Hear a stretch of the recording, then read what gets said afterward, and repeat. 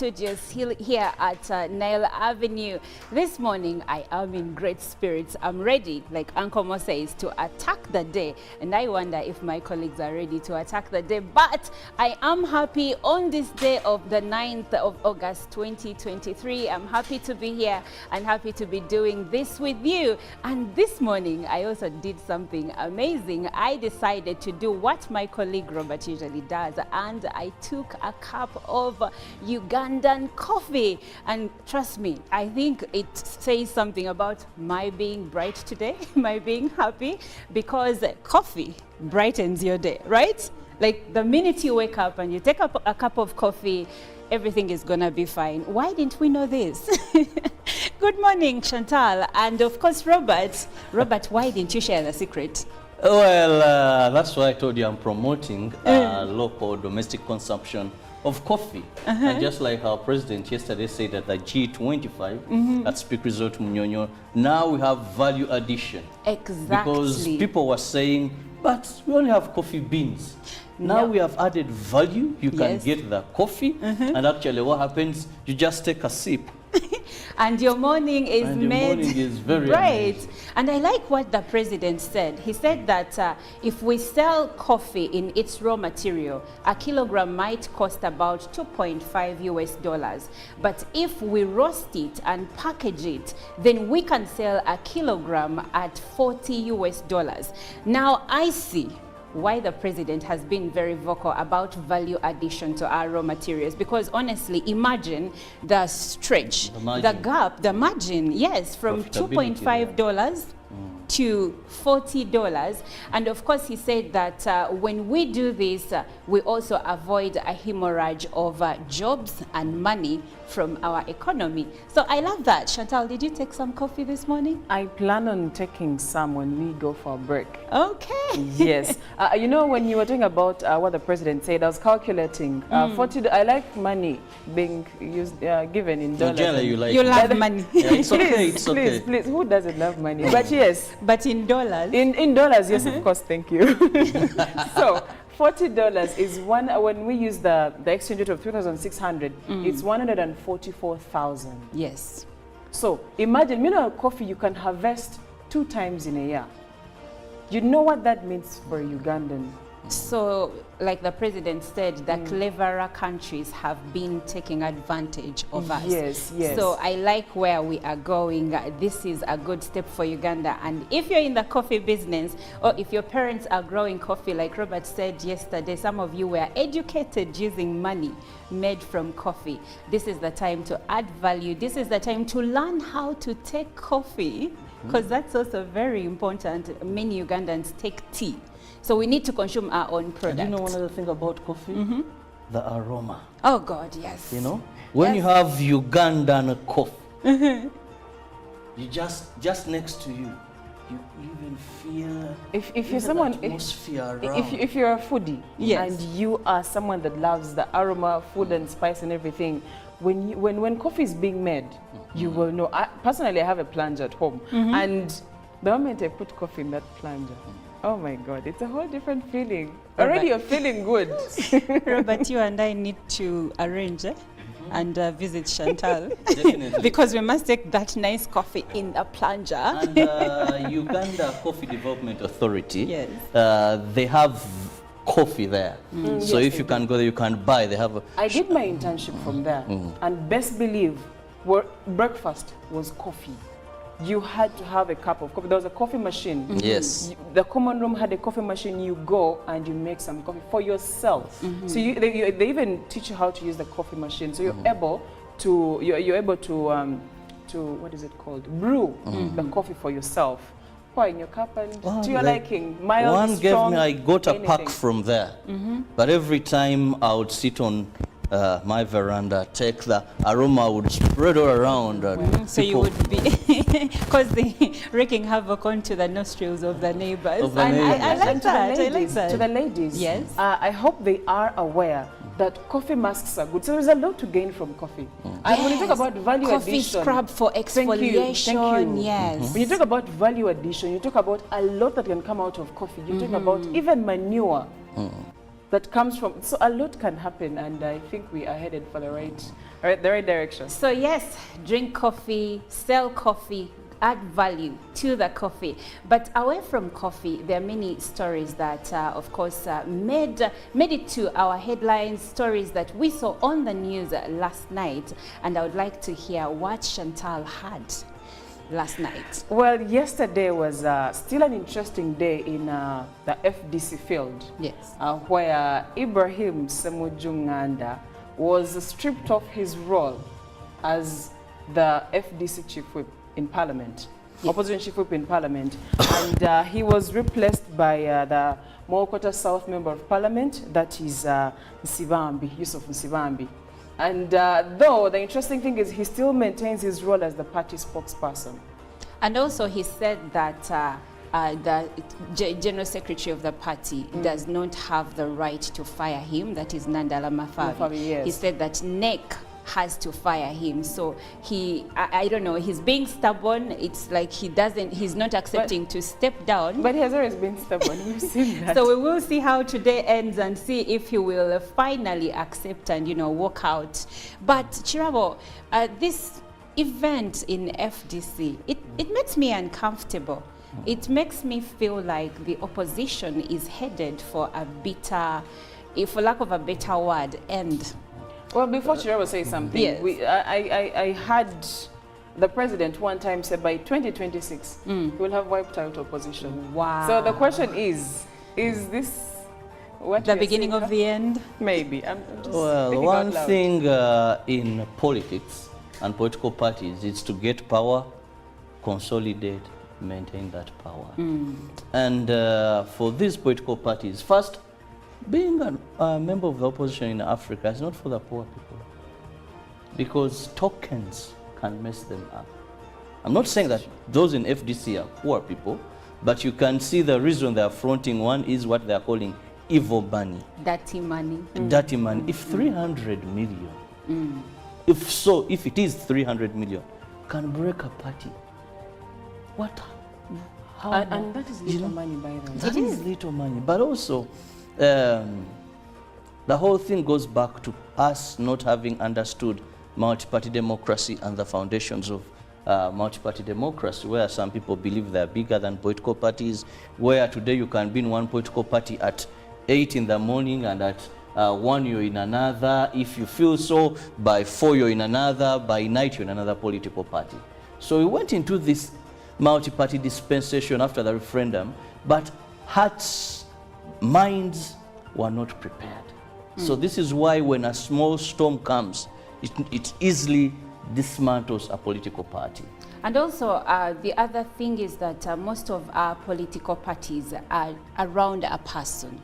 They're built around a person. And when that person is not in the picture, unfortunately, everything crumbles. Look at FDC. One of the founding members is Dr. Kizza Besigye. Right. And for as long as he was the party leader, the party was strong.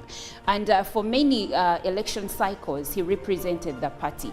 The minute he stepped back, everything crumbled. That is why earlier on, I think it could be like a week or two ago, I asked you, do you think FDC and Dr. Kizza Besigye cannot be separated?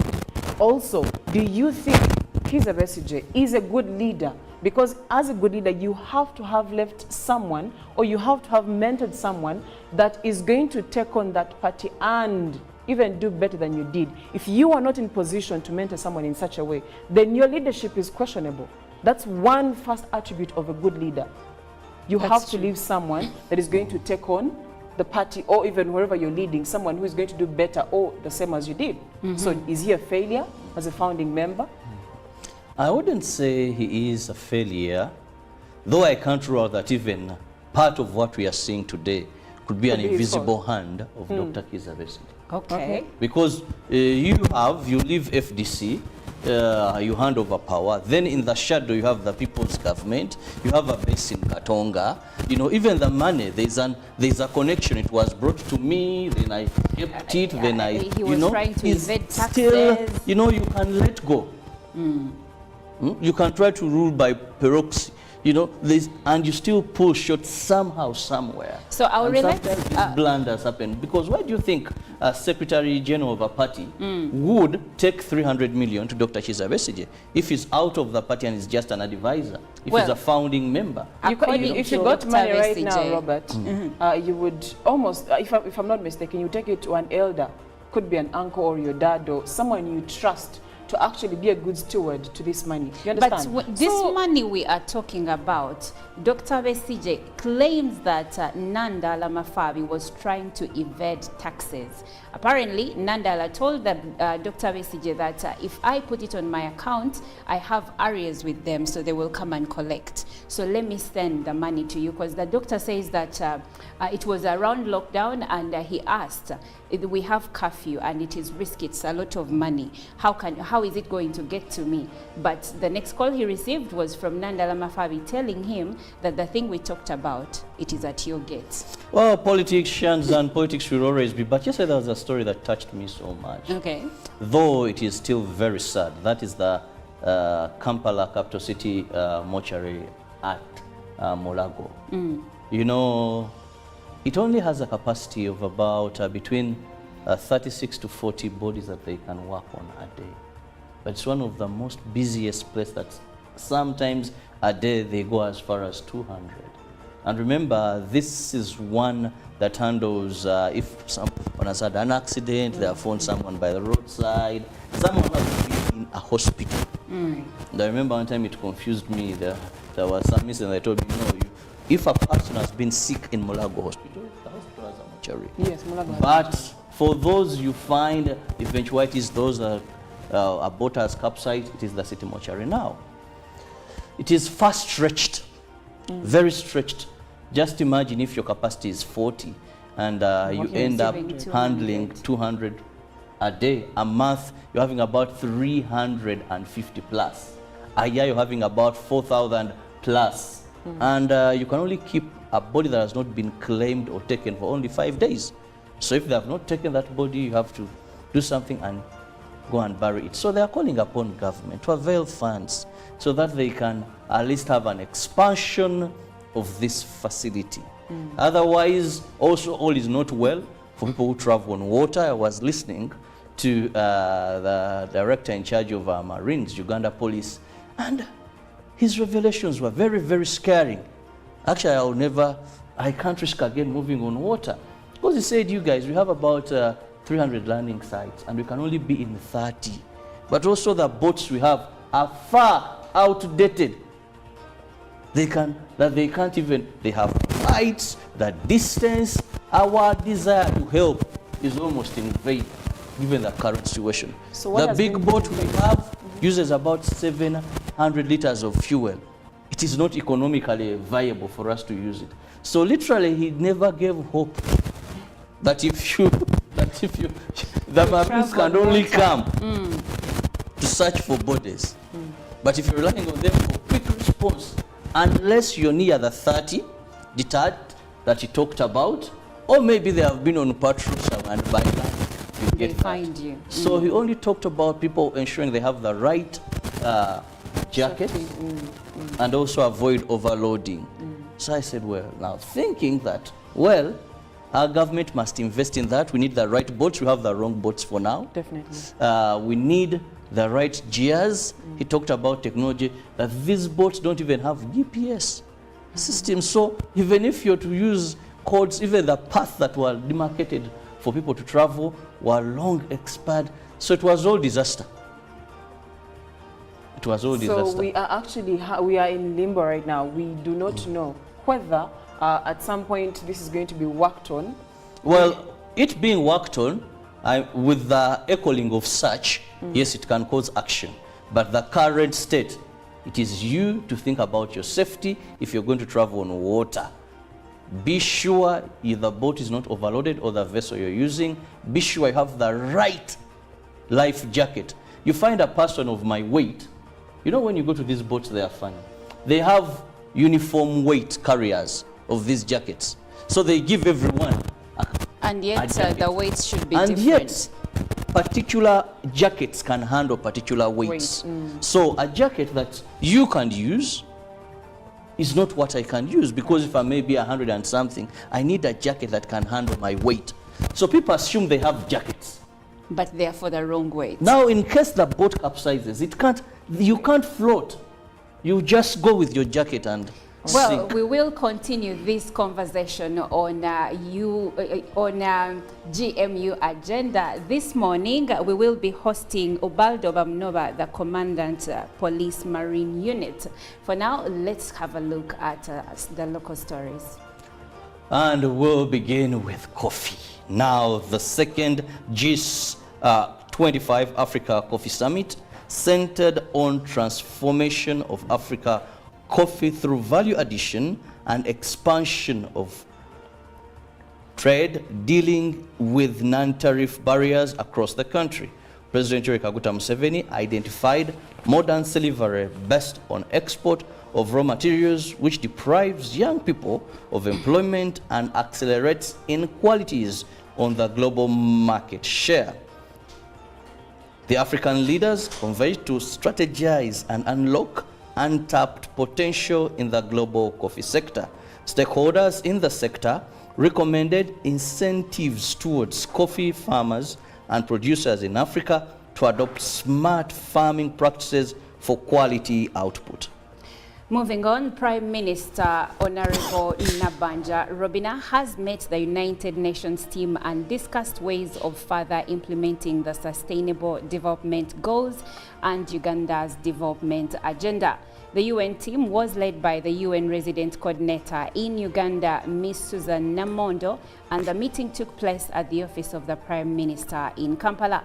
During the meeting, the Prime Minister and the UN team discussed the upcoming UN summit in New York. Uganda has been invited to participate in this year's SDG summit, which is planned to take place between 18th and 19th September 2023 during the 78th session of the United Nations General Assembly High-Level Week. Nabanja asked the UN to support Uganda as it prepares for the UN summit in September this year. And moving on, Forum for Democratic Change Party Secretary General Nathan Nandala Mafabi wrote a letter on a headed paper of FDC addressed to the Right Honorable Speaker of Parliament of Uganda, Anita Amongi, on the 7th of August, withdrawing Honorable Semuju Ibrahim Nganda as party whip with immediate effect and replaced him with Yusuf Nsibambi representing Mawokota South. He did it in accordance with Section 6(1) of the party. Semuju has responded to this change that it was expected, although the powers that have withdrawn him have no right of sacking him but the National Executive Committee that elected him. On the other hand, Yusuf Nsibambi, the new appointed FDC Chief Whip to Parliament, said his first task is to advise both sides in order to find lasting solutions to the issues in their party. This position by the party top leadership comes at a time when party members are divided over funds that allegedly came into the party during the 2021 general elections.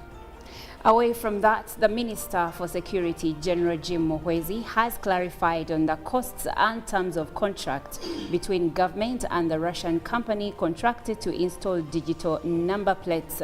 Minister Jim Muhwezi, together with the Minister for Works and Transport, General Katumba Wamala, were appearing before the Parliamentary Committee on Infrastructure to respond to issues raised in the petition by Kasita. In the issues raised in the petition by Kampala City Traders Association on the implementation of the digital number plates project included the costs of registration and awareness creation.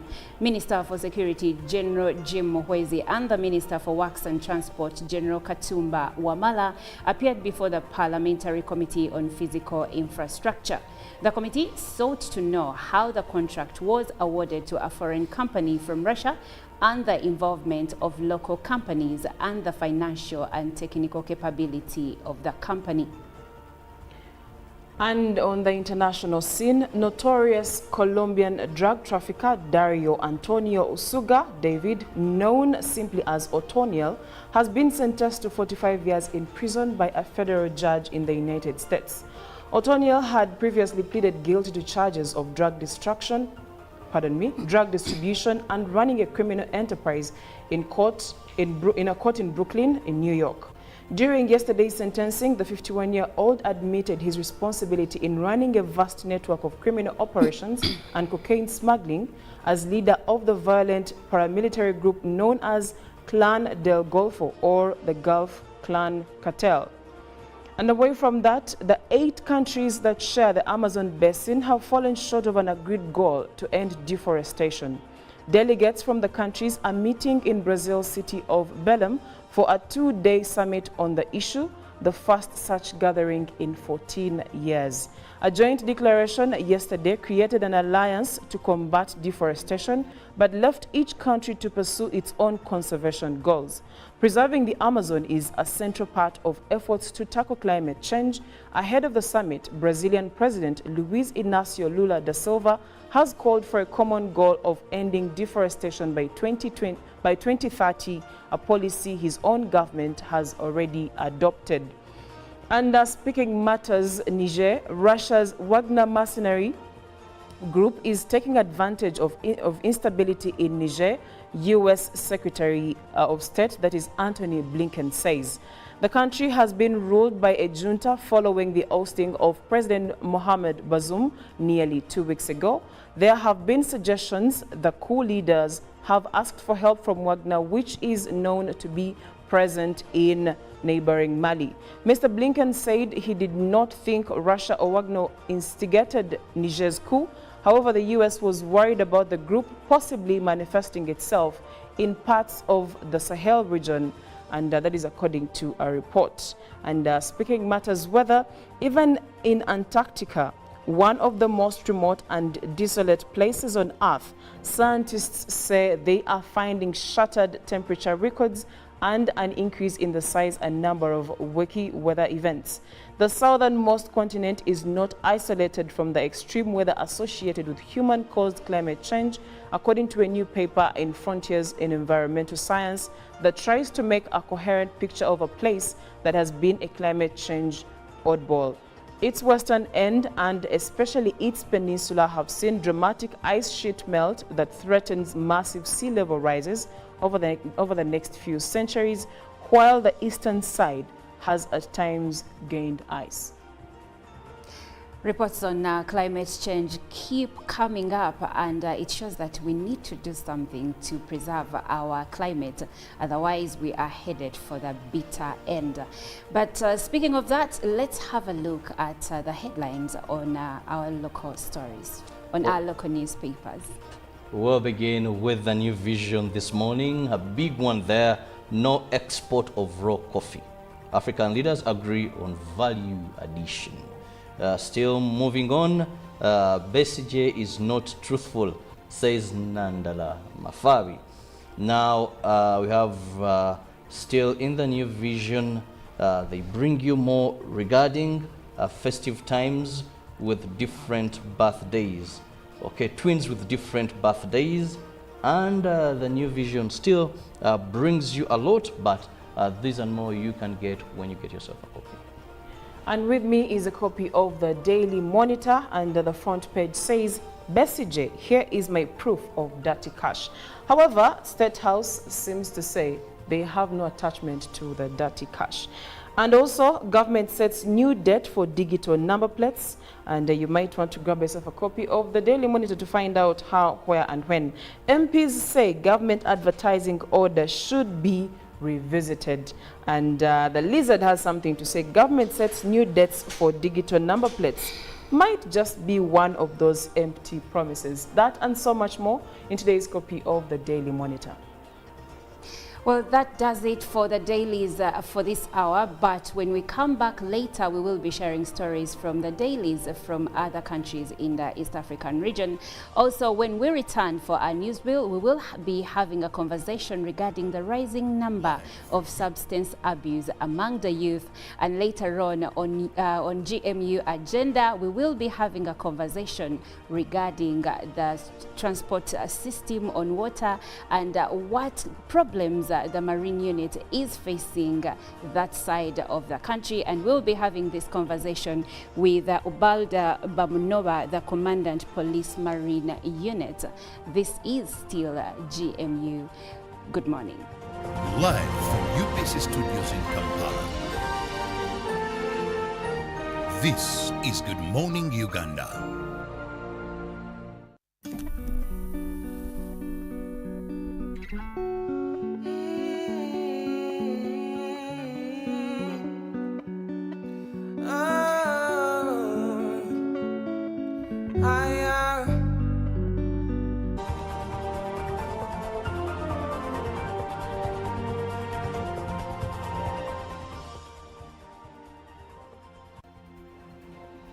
Well, good morning, Uganda. This is Good Morning Uganda, coming to you from UBC Studios here at Nile Avenue. This morning, I am in great spirits. I'm ready, like Uncle Mo says, to attack the day. And I wonder if my colleagues are ready to attack the day. But I am happy on this day of the 9th of August, 2023. I'm happy to be here and happy to be doing this with you. And this morning, I also did something amazing. I decided to do what my colleague Robert usually does, and I took a cup of Ugandan coffee. And trust me, I think it says something about my being bright today, my being happy, because coffee brightens your day, right? Like the minute you wake up and you take up a cup of coffee, everything is gonna be fine. Why didn't we know this? Good morning, Chantal, and of course, Robert. Robert, why didn't you share the secret? Well, that's why I told you I'm promoting local domestic consumption of coffee. And just like our president yesterday said at the G25 at Speak Resort Munyonyo, now we have value addition. Exactly. Because people were saying, but we only have coffee beans. Now we have added value. You can get the coffee, and actually what happens, you just take a sip. And your morning is made very right. amazing. And I like what the president said. He said that if we sell coffee in its raw material, a kilogram might cost about 2.5 US dollars. But if we roast it and package it, then we can sell a kilogram at 40 US dollars. Now I see why the president has been very vocal about value addition to our raw materials, because honestly, imagine the stretch, the gap, the margin, yes, from $2.5 to $40. And of course, he said that when we do this, we also avoid a hemorrhage of jobs and money from our economy. So I love that. Chantal, did you take some coffee this morning? I plan on taking some when we go for a break. Okay. Yes. You know, when you were talking about what the president said, I was calculating 40. I like money being used, given in dollars. Generally, you like You love money. Yeah, it's okay. Please, It's okay. please, who doesn't love money? But yes. But in dollars? In dollars, yes, of course, thank you. So, $40 is one, when we use the exchange rate of 3,600, it's 144,000. Yes. So, imagine, you know, coffee you can harvest 2 times in a year. You know what that means for a Ugandan? So, like the president said, the cleverer countries have been taking advantage of us. Yes, yes. So I like where we are going. This is a good step for Uganda. And if you're in the coffee business, or if your parents are growing coffee, like Robert said yesterday, some of you were educated using money made from coffee. This is the time to add value. This is the time to learn how to take coffee, because that's also very important. Many Ugandans take tea. So we need to consume our own product. And you know one other thing about coffee? The aroma. Oh God, yes. You know, when you have Ugandan coffee, you just next to you, you even feel if you're someone, atmosphere around. if you're a foodie, yes, and you are some.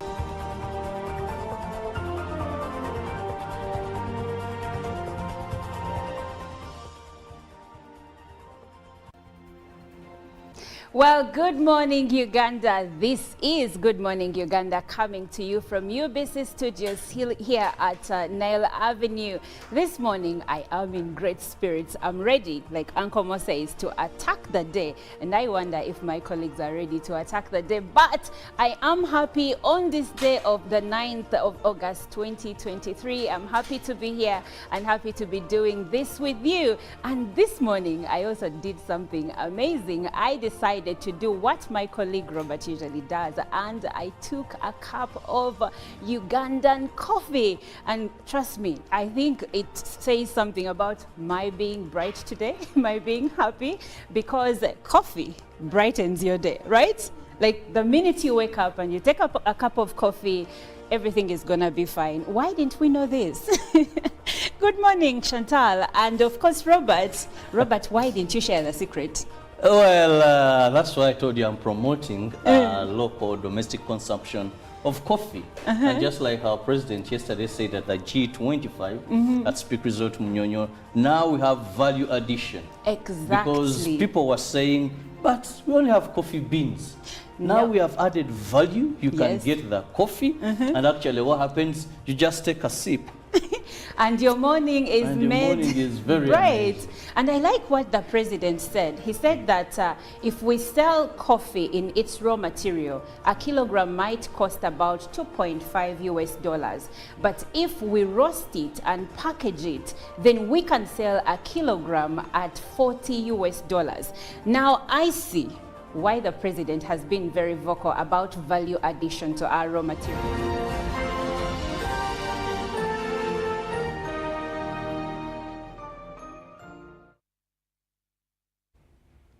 Well, good morning once again. This is Good Morning Uganda. My name is Olive Monica Najuma. Now, yesterday in the New Vision on the front page, there was a story that a member of parliament had jailed his sons over drug use. And of course, many people had conversations on Twitter about the same. Some of them were blaming the parent and of course, raising so many pertinent issues. And we're like, we need to have this conversation because this is a festering problem in our country. It is said that there is a rising number of drug use or substance abuse in the country. And this has been said by different agencies that have carried out research using sample species of different people from different facets of life. Now, according to the UN Population Fund, Uganda has the second youngest population next to Niger. And a majority of these are under the age of 25, which makes up for more than 7.5 million people in Uganda. Now, also, a report by Makerere University School of Public Health in 2021 found that the research they carried out that year, they had a sample space of about 2,500 participants.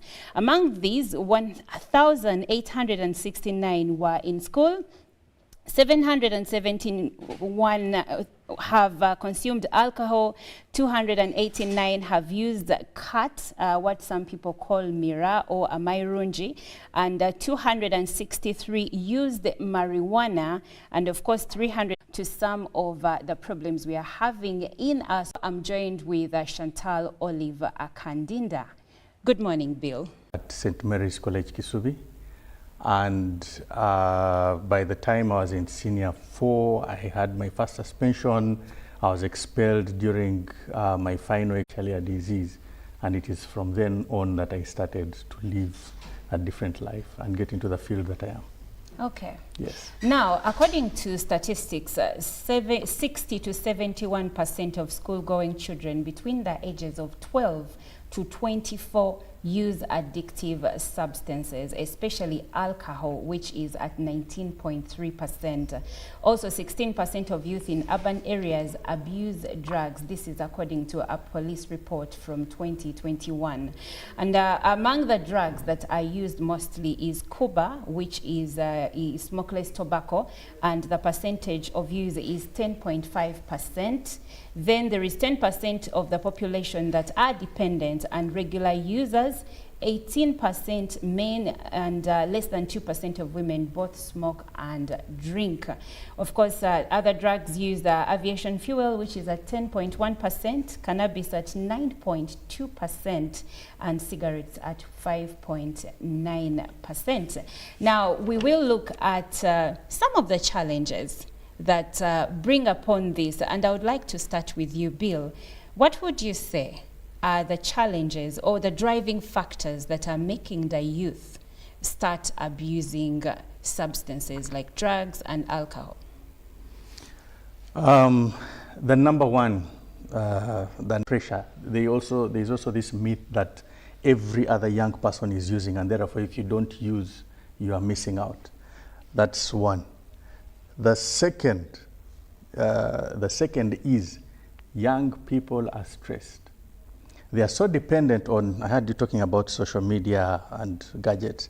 They are so dependent on this that there is no longer any human connection. They don't go to play outside, they don't meet with their peers, so they are always online. And everybody online is projecting an image that they want somebody else to see. So exactly, so they feel like, you know, my